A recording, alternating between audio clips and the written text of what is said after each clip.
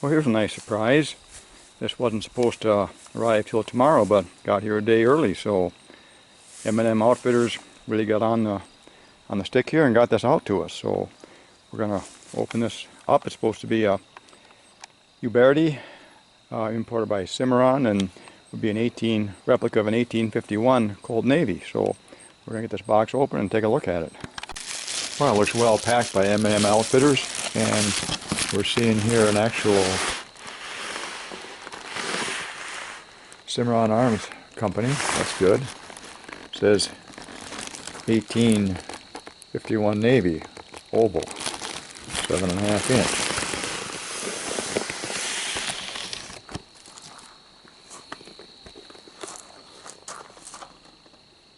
Okay, so this is a different, well, it should be a different box, but yeah.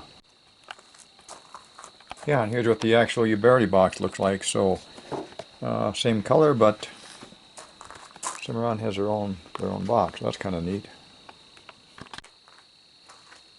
Okay, let's open this box up and see what we've got.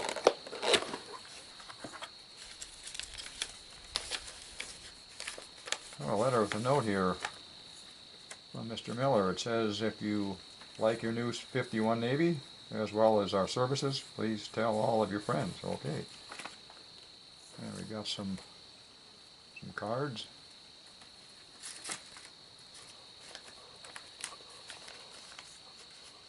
Owner's notice from Cimarron. Wow. Repair forums. Tons of neat stuff here. Can already join us.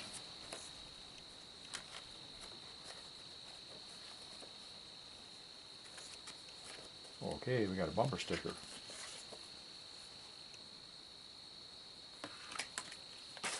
Very neat so far.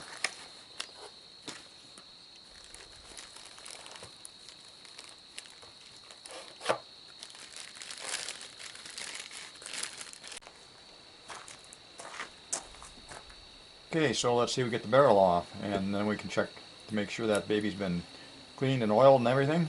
We'll wrap the barrel wedge a couple times here. I've got a tool in case I don't got something that I can shove that in, but this one really looking like it's nice. It's coming out, second notch. Get my cylinder turned a little bit here. Bring the loading lever down, apply a little leverage. And there we go, barrel is off. Let's see what she looks like.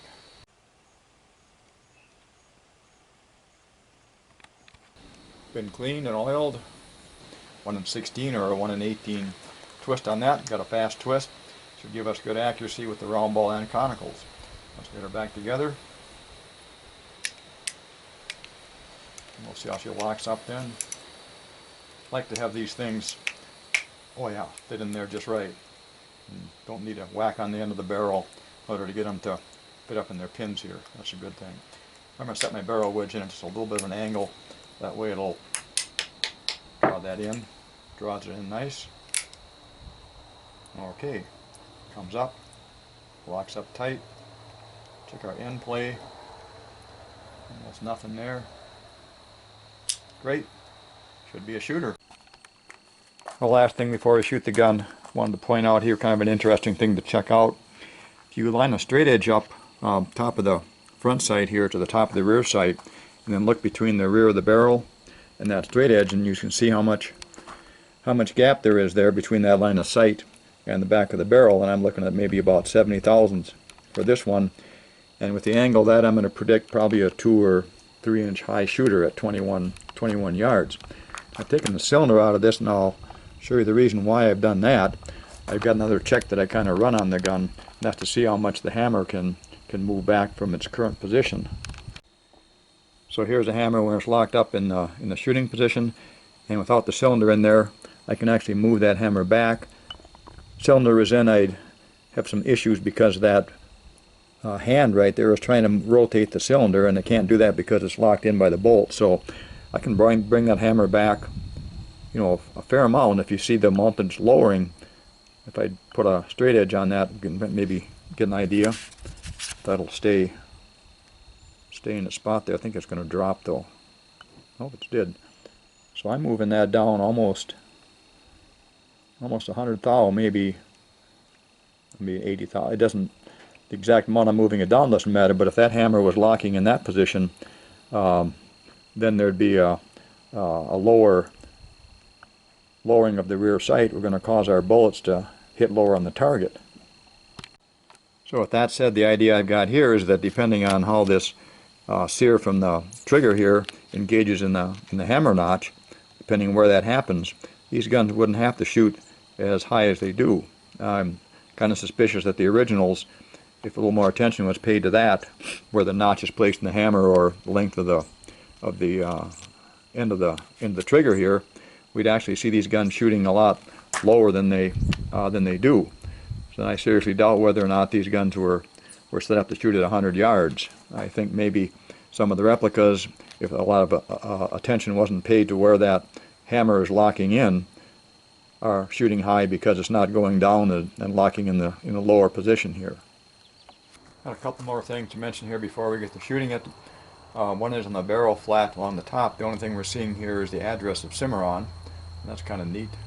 More or less the original way Colt did those. As far as the left hand side goes, I'm seeing no markings, proof markings, anything. Right hand side, same with that, except on the very bottom here I'm seeing a small 21 date code. And underneath we're seeing serial numbers both on the barrel and also on the frame, and a couple of date codes, not date codes, but proof marks that are underneath this. Muzzle end of the gun, chamfered a little bit, so we're actually seeing a little bit of a crowning effect on that. And things are very smooth here, not a lot of place where we can get sliced up. Not feeling any really roughness or sharpness to these things, so I'm really happy with that. And gun is really finished well. So next thing to do here will be, we didn't snap any caps on this. That means that with the oil it was in the cylinder, which was a good thing.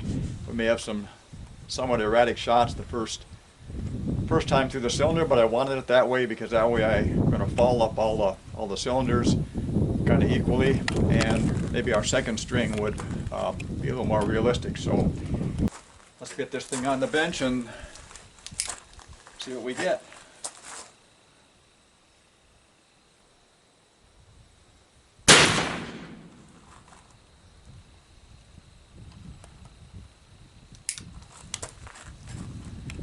And I was predicting about 2 inches high, and that first one doesn't look that way, but then we probably will get a little more into it once the oil and things work their way out.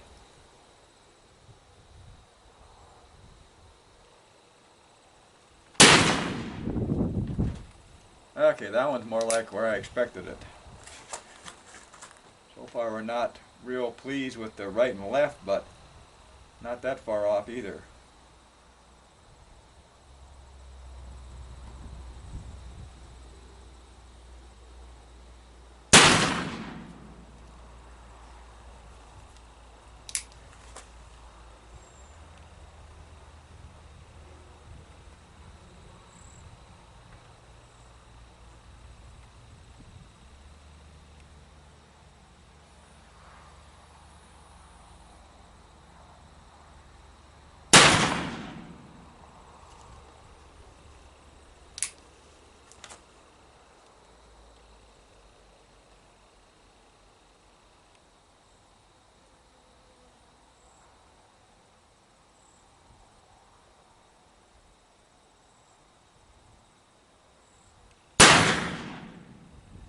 Got a real nice trigger pull on it, like that.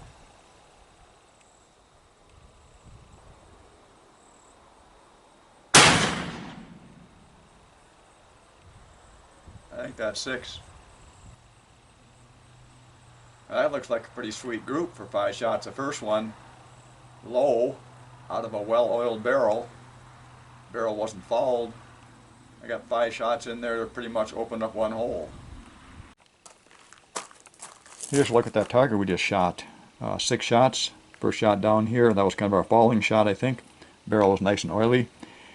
Followed that up with 5 shots in here, and that measured about an inch for the group size there, center to center. It's running about 2.5 inches above the point of aim. I'm aiming down here at this point, so about 2.5 inches above point of aim and about an inch 1.5 here to the right.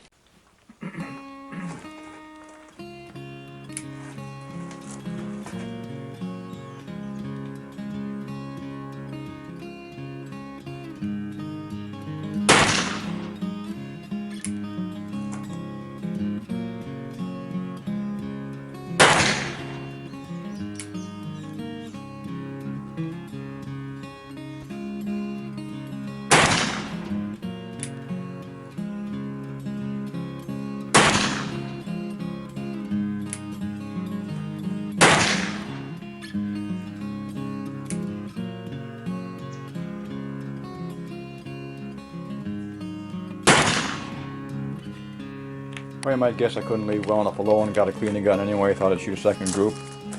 And here's how that came out. 1.5 for 5 shots. No, 1.5 for 6 shots, and about 1 inch and, oh, just a tad over 1 inch, maybe not even that, for 5 shots.